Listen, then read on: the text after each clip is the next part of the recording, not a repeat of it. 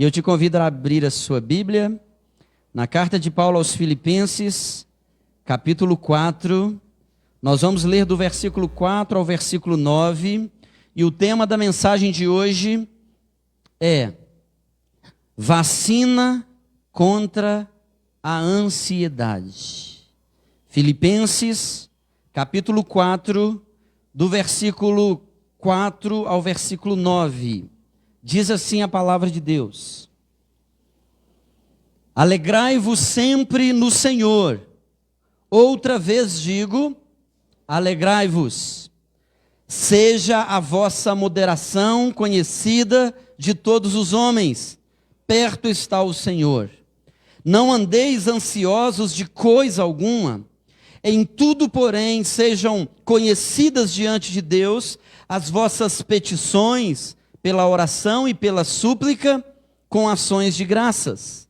E a paz de Deus, que excede todo o entendimento, guardará o vosso coração e a vossa mente em Cristo Jesus. Finalmente, irmãos, tudo que é verdadeiro, tudo que é respeitável, tudo que é justo, tudo que é puro, tudo que é amável, tudo que é de boa fama, se alguma virtude há, e se algum louvor existe, seja isso o que ocupe o vosso pensamento. O que também aprendestes e recebestes, e ouvistes e vistes em mim, isso praticai. E o Deus da paz será convosco. Vamos orar mais uma vez. Senhor Deus, te agradecemos pela tua palavra que está diante dos nossos olhos. Ó Deus, pedimos que o Senhor fale conosco. Fale, ó Deus, a cada coração aqui nessa noite. Também aqueles que nos acompanham dos seus lares pela internet. Que o Senhor fale, Deus, a todos nós. Abençoa o nosso coração para que possamos receber como terra fértil, adubada, preparada, a boa semente da tua palavra. Nós oramos em nome de Jesus. Amém. Ansiedade é coisa séria. E graças a Deus que a ansiedade tem remédio, a ansiedade tem vacina.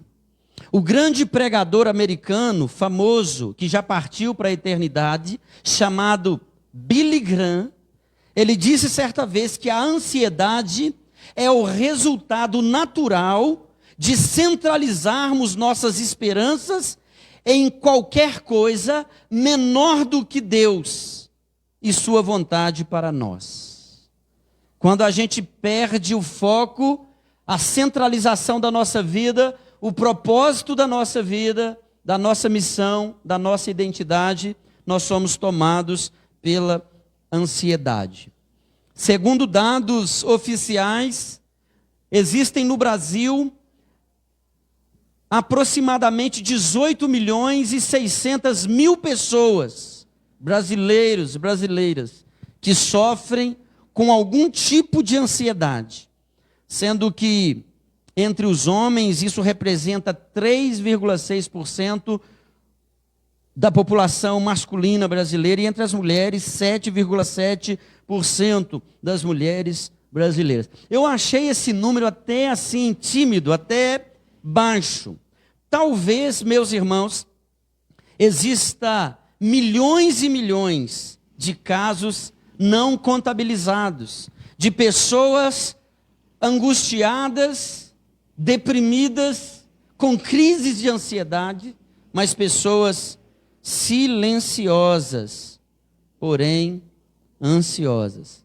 Gente que talvez nunca falou sobre isso, mas vive com marcas profundas de ansiedade e de sofrimento na alma. Eu queria que você pensasse hoje sobre a sua vida, a sua alma e o seu coração. Você é uma pessoa ansiosa? Será que se a gente fizer aqui uma consulta rápida, né? Será que nós temos a maioria aqui que se percebam, que se classificam como pessoas ansiosas? Ou você é aquela pessoa calma, serena e tranquila. Aliás, tem gente que acha que quando a pessoa é calma, tranquila, quietinha, ela não é uma pessoa ansiosa, mas isso não é verdade. Às vezes a ansiedade ela não se manifesta para fora, no exterior, mas a pessoa está oprimida por dentro, sufocada por dentro. A ansiedade nem sempre reflete uma agitação exterior. A questão da ansiedade é a pressão do coração, a pressão da alma, a pressão que acontece dentro da pessoa, uma guerra silenciosa que acontece dentro da pessoa. Interessante, meus irmãos e irmãs, que a palavra aqui, quando Paulo diz, não andeis ansiosos, a palavra ansiosos aqui, que vem de ansiedade, essa palavra é da raiz de uma palavrinha grega chamada merizo. E o que significa essa palavra, pastor, para o senhor fazer questão de trazer ela para o sermão? Significa partido aos pedaços. Significa alguém que foi cortado aos pedaços. Remete à ideia de alguém que foi fragmentado, que foi mutilado, alguém que foi dilacerado, alguém que foi cortado ao meio. A melhor maneira da gente explicar a ansiedade ou a aplicação desse ensino sobre ansiedade, meus irmãos, seja talvez a palavra estrangulamento, é aquela sensação de estar sufocado, sem ar, sem fôlego. Algumas pessoas com crise de ansiedade foram ouvidas e seus depoimentos foram registrados num estudo sobre o assunto. A primeira pessoa disse: eu sinto como se eu estivesse tentando ficar calmo, enquanto milhares de mãos me chamam de todos os lados, me cutucam, pedem a minha atenção. A outra pessoa relatou: para mim, é como se eu estivesse em um quarto escuro e frio.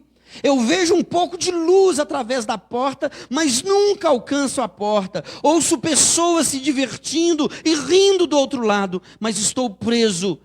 Não tenho como sair. Outra ainda disse: é quase como sentir um elefante sentado em cima do meu peito. É quase como sentir um elefante sentado em cima do meu peito. Meus irmãos, ansiedade é coisa séria. Ansiedade é coisa séria e nós precisamos levar a sério um assunto que a palavra de Deus leva a sério. E quando Jesus no Sermão da Montanha diz: não andeis ansiosos quanto à vossa vida, pelo que haveis de comer ou beber ou vestir, significa um mandamento. Quando Paulo aqui em Filipenses, olha, Paulo estava preso, as circunstâncias eram todas desfavoráveis. E ele diz: não andeis ansiosos de coisa alguma. Meus irmãos, se é um mandamento de Deus, se é uma palavra de Deus para nós, a ansiedade em alguma medida é uma desobediência minha e sua.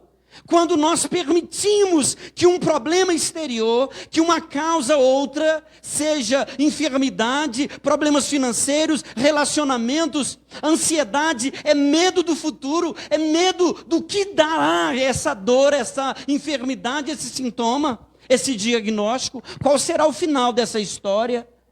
Ansiedade é aquela dificuldade de lidar com o presente, porque a gente não está no presente. A gente está no futuro, com medo, com pavor daquilo que poderá nos acontecer. Qual o remédio, meus irmãos, qual o remédio de Deus para a ansiedade? Qual a vacina? Qual é o antídoto para a ansiedade? Ou as vacinas, as doses, né? Que é um assunto tão aí no momento, né? Quais são as doses? Como nós já dissemos, a ansiedade, ela produz essa fragmentação existencial. A pessoa não é inteira. Tudo que ela faz com uma porcentagem da sua existência, da sua energia, da sua força, porque ela está fragmentada, ela está comprometida, ela não vai inteiramente naquilo que ela faz. É como se a pessoa fosse literalmente rasgada ao meio. É uma força puxando para o lado, é outra puxando para a outra, e a pessoa é rasgada como uma folha de papel. Produz, então, uma esquizofrenia emocional. A pessoa, a gente olha assim, a pessoa está bem, está calma, mas a perna dela não para. A perna dela está sambando a 1000 BPM, está ali girando. E lá dentro ela está agitada, os batimentos, os pensamentos estão acelerados. Ela está sorvendo aquilo ali, engolindo a bilis, aquele amargo, e ela está tomada de ansiedade. A pessoa ansiosa, meus irmãos, ela perde o equilíbrio. É como se a pessoa estivesse sendo puxada em várias direções ao mesmo tempo. Jesus, então, disse: não andeis ansiosos de coisa alguma. Se Jesus ensinou sobre ansiedade, é porque nós temos uma tendência de sermos ansiosos. Qual é o jovem que ainda não casou, que não fica ansioso, né? Será que alguém vai me querer? Será que eu vou casar? Será que eu vou encontrar minha princesa? Minha sapinha? Para eu beijar ela, ela virar uma princesa? Será que eu vou encontrar meu Shrek? Para eu beijar ele, ele virar um príncipe? Ah, será que alguém me quer? Ai, que medo de ficar para titio, que medo de ficar para titia. Eu sei que nem todo mundo tem esse medo, e não é necessário ter. Mas quantos não ficam ansiosos, irmãos, quando espera algo e algo não acontece? Ansiedade é o medo à distância, é o pavor do amanhã, do futuro. E nesse texto, aliás, nós estamos estudando Filipenses, né, toda quinta-feira. Estamos no capítulo 3. Mas Deus me direcionou a trazer essa palavra hoje. Estamos no 2º mês do ano. Estamos no 1º domingo do mês de fevereiro. Eu não sei o que aconteceu na sua história nesse 1º mês do ano. Como eu disse pela manhã, tem irmãos no nosso meio que foi no cemitério velar um familiar e despedir dele. Como a nossa irmã Leonídia o fez com a tia Geralda. Como nosso irmão Hélio com seu pai Adélio Alves. O que aconteceu na sua vida nesses primeiros dias, semanas do mês de janeiro, né? E também desse ano de 2022? Eu queria que você pensasse nisso, porque nós temos no texto 3 conselhos de Deus para vencermos a ansiedade, 3 doses, 3 vacinas poderosas. E a primeira vacina, a primeira dose, o primeiro conselho: vença a ansiedade cultivando uma vida de oração. Depois de dizer: alegrai-vos sempre no Senhor, outra vez digo: alegrai-vos, seja a vossa moderação conhecida de todos os homens, perto está o Senhor. Paulo diz: não andeis ansiosos de coisa alguma, em tudo, porém, sejam conhecidas diante de Deus as vossas petições, pela oração, pela súplica, com ações de graças. O crente é uma pessoa alegre, moderada, uma pessoa contente e feliz.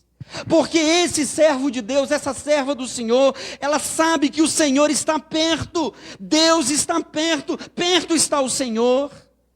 E esse Senhor que está perto espera que você, na hora do aperto, da aflição, você abra essa boquinha linda que Ele te deu, para você falar com Ele. O que está acontecendo? Transbordar: Senhor, faça o Senhor saber. É como se fosse uma contradição. É como se Deus não soubesse. Sejam conhecidas diante de Deus as vossas petições pela oração e pela súplica. Mas pastor, Deus conhece todas as coisas. Mas Paulo diz: sejam conhecidas diante de Deus. Abra sua boca e fala com Deus. Está doendo, Senhor. Eu não dou conta. Eu estou aflito, meu fôlego está curto. Eu estou com medo, como Josafá fez diante daquela batalha lá dos amalequitas. Ele teve medo, e ele clamou ao Senhor, e ele buscou o socorro do Senhor, e ele gritou pelo socorro do Senhor. Meus irmãos, a oração é um remédio poderoso, é uma vacina que não está em teste não, é uma vacina testada e aprovada pelos séculos dos séculos. Jesus orou, Jesus derramou a sua alma na presença do Pai, para mostrar para mim e para você, que é ali que nós precisamos estar, no momento da angústia, no momento da dúvida, quando as coisas não forem bem, quando as notícias forem terríveis, o nosso coração se acalmará, e a gente não vai ficar perturbado, desesperado, ansioso, correndo, feito louco de um lado para o outro. Meus irmãos, nós precisamos entrar na presença de Deus e ali derramarmos diante dele as nossas ansiedades, as nossas inquietações.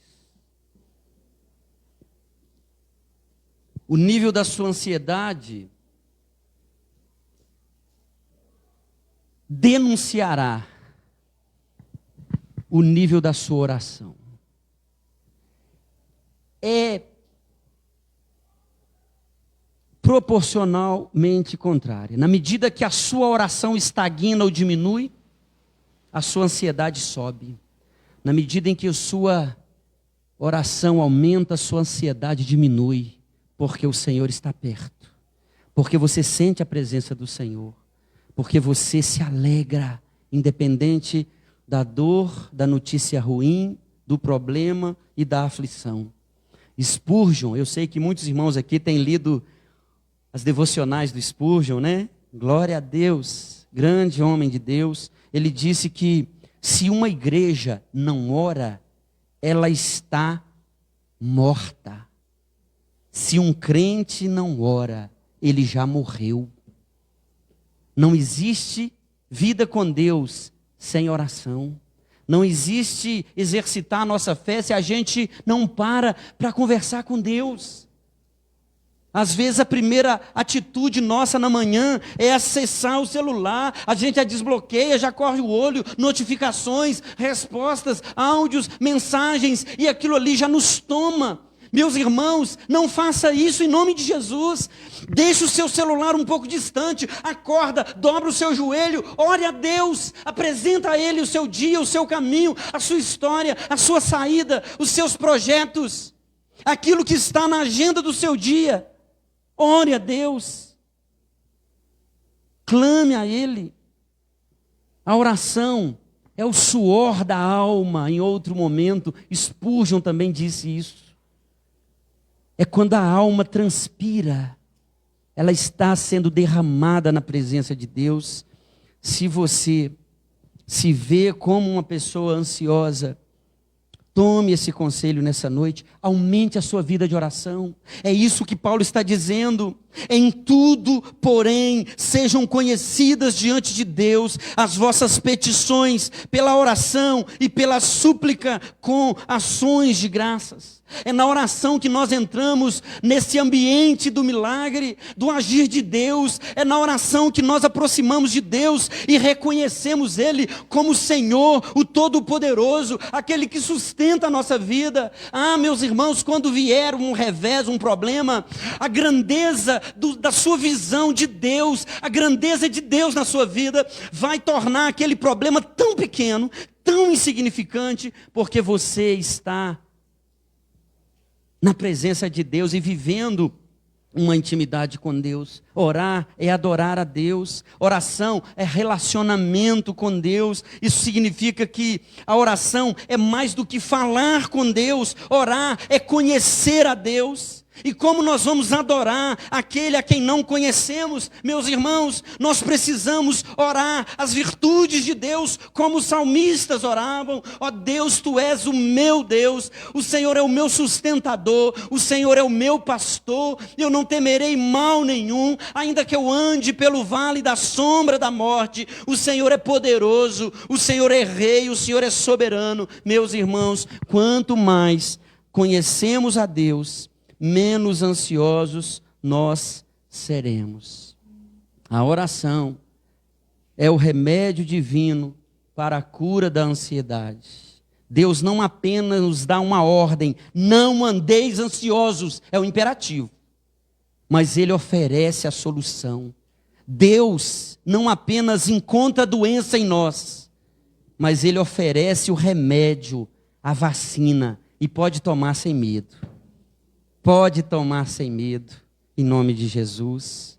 Se a ansiedade é uma doença, a oração é o antídoto, é o remédio, é a vacina. Um comentarista do Novo Testamento chamado William Hendrickson, um grande comentarista, muito consultado, muito notável, né? Eu gosto muito de preparar as mensagens baseadas nesse comentário dele. Ele diz que o antídoto adequado para a ansiedade é abrir o coração de forma a ele transbordar, para sair dele o que está ali preso. E a gente não fala, a gente não abre, a gente não ora. Onde a oração prevalece, a ansiedade desaparece. A oração começa quando focamos a nossa atenção em Deus e não em nós mesmos, nem no nosso problema. O ponto culminante da oração é o relacionamento com Deus. Mas isso é mais do que pedir coisas para Ele. Orar é estar em comunhão com o Rei do Universo. Em vez de ficarmos ansiosos, devemos meditar na majestade de Deus e descansar nos seus braços. Entrega o teu caminho ao Senhor, confia nele. O mais Ele fará. O Senhor é o nosso refúgio, Ele é o socorro bem presente. Se Deus é poderoso, como nós sabemos que é, e se Ele é o nosso Pai, como nós sabemos e cremos que é, então nós não precisamos ficar ansiosos.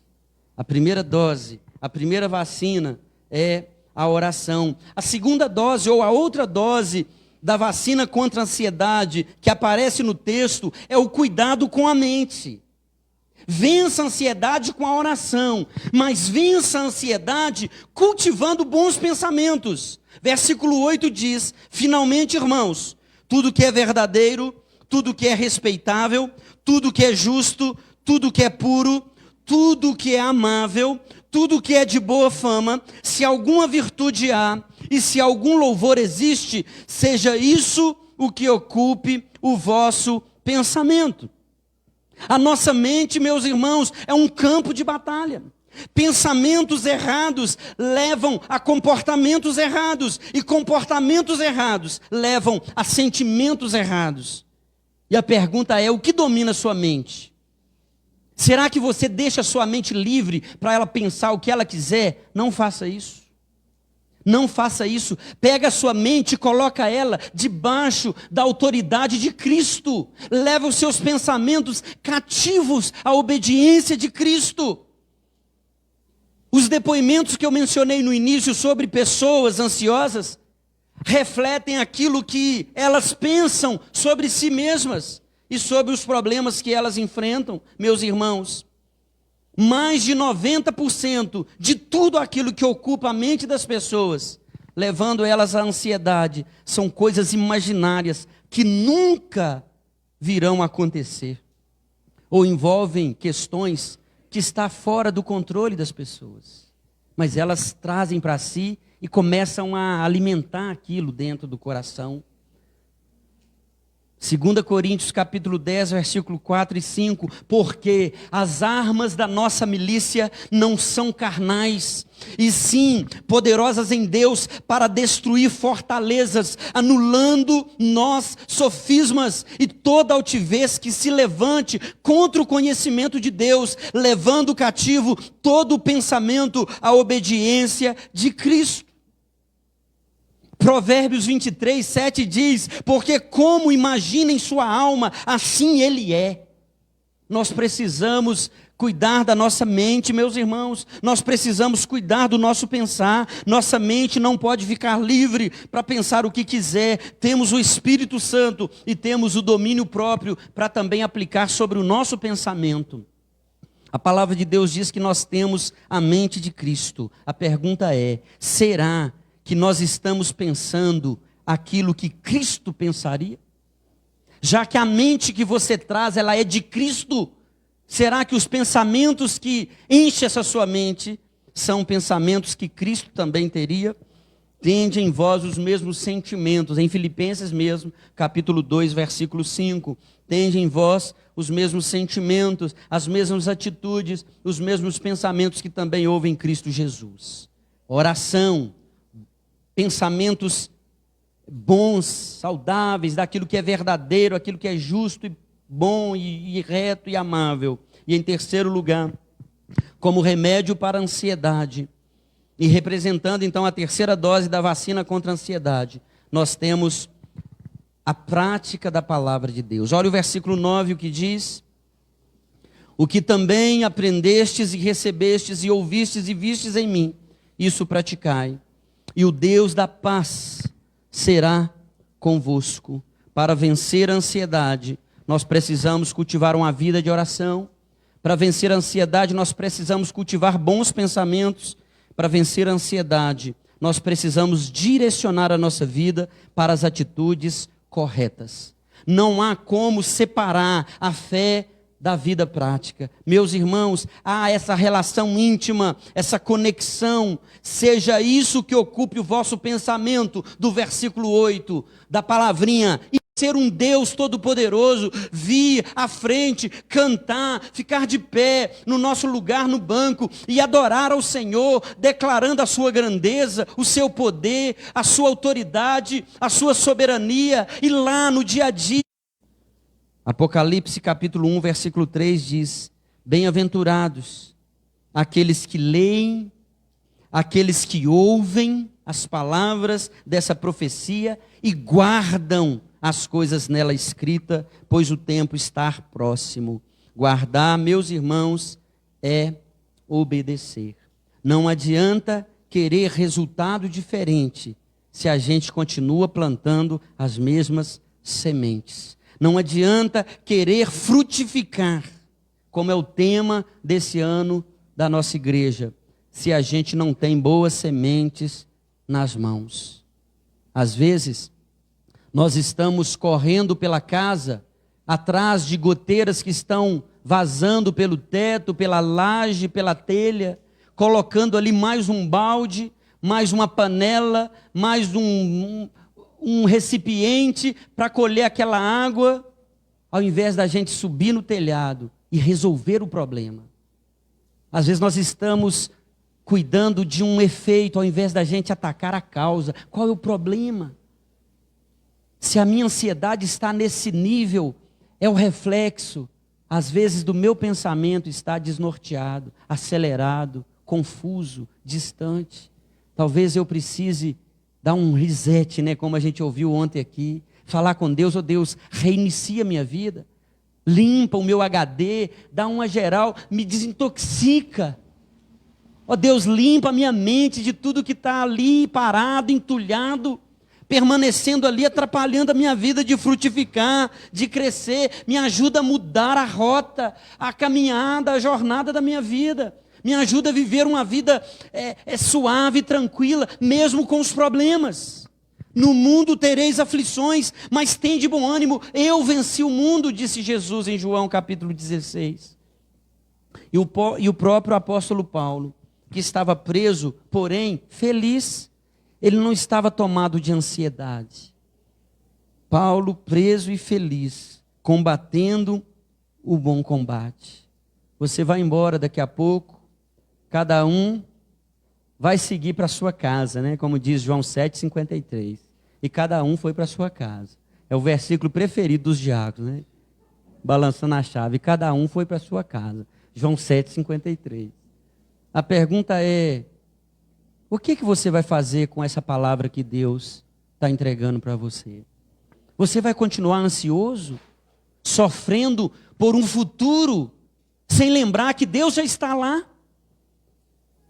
Sem reconhecer que o poder de Deus atravessa de eternidade a eternidade. Não há nada que você pode fazer para se salvar, para se aliviar, a não ser derramar sobre Ele a sua fé, lançar sobre Ele a sua ansiedade, porque Ele tem cuidado de você.